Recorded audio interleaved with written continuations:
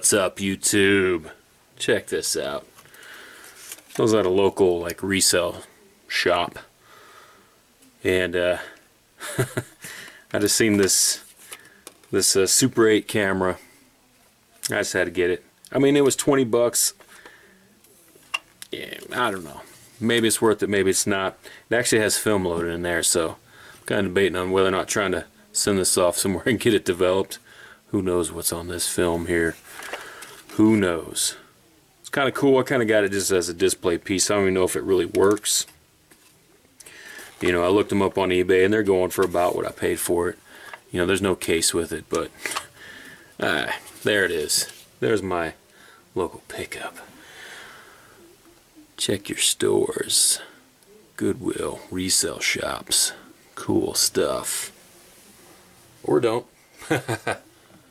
Boom.